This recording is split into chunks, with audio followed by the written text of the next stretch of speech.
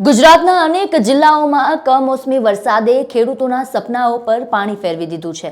સૌરાષ્ટ્ર અને દક્ષિણ ગુજરાતમાં કેટલાય ગામડાઓમાં તો તૈયાર પાક પર પાણી ફરી વળતા ખેડૂતોને માથે હાથ દઈને રોવાનો વારો આવ્યો છે। ત્યારે ખેડૂતોની આ વેદના અને નુકસાનીની ગંભીરતા સમજવા માટે રાજ્યના નાયબ મુખ્યમંત્રી હર્ષ સંઘવી પોતે અસરગ્રસ્ત ખેતરોમાં પહોંચ્યા। ખેડૂતોની વાસ્તવિક પરિસ્થિતિ જાણવા માટે હર્ષ સંઘવીએ પ્રોટોકોલને નેવે મૂક્યો। તેઓ સુરતના ઓલપાડ તાલુકાના સેલુત અને દિહેડ ગામની સીમમાં બગડી ગયેલા ડાંગરના ખેતરમાં બૂટ કે ચપ્પલ વગર ઉઘાડા પગે ઉતર્યા હતા। બગડેલા અને નમી ગયેલા પાકની વચ્ચે ચાલતા તેમણે ખેડૂતોની જેમ જ ડાંગરના પાકને પોતાના હાથમાં લીધો અને તેની નુકસાનીનું બારીકાઈથી નિરીક્ષણ કર્યું હતું। જાણે તેઓ દેખાડવા માંગતા હોય કે સરકાર માત્ર કાગળ પર નહીં પરંતુ જમીની સ્તર પણ ખેડૂતોની સાથે છે, તેની તકલીફને સમજી રહી છે, તેની સાથે ઊભી છે। હર્ષ સંઘવીની સાથે ઓલપાડના ધારાસભ્ય અને ખેતીવાડી વિભાગના અધિકારીઓ પણ ઉપસ્થિત હતા।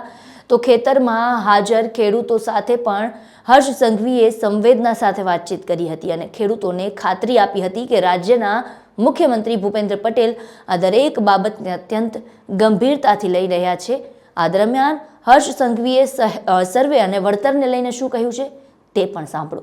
હું આજે સુરત પહોંચતાની સાથે જ વહેલી સવારથી દક્ષિણ ગુજરાતના વિવિધ જિલ્લાઓના ખેડૂતો જોડે મારે મળવાનું થયું છે।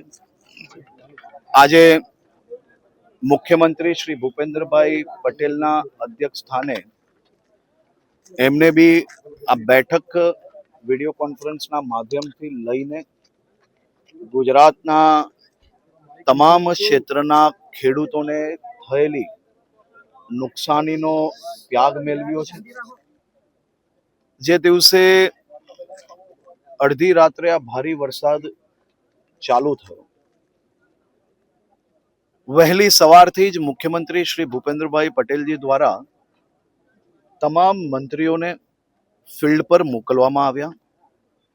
તમામ વિભાગોને એમને ત્યારે જ સૂચના આપી કે વધુમાં વધુ ખેડૂતોની સાથે રહીને કઈ રીતે મદદગાર થઈ શકાય તે દિશામાં કામગીરી ચાલુ કરી લેવી। હજી તો વરસાદ બંધ બી નહીં થયો તે પહેલા આખું તંત્ર, સૌ મંત્રીઓ એ તમામ ખેડૂતોના સહયોગમાં સાથે ઊભા રહીને કામગીરીની શરૂઆત થઈ ગઈ છે।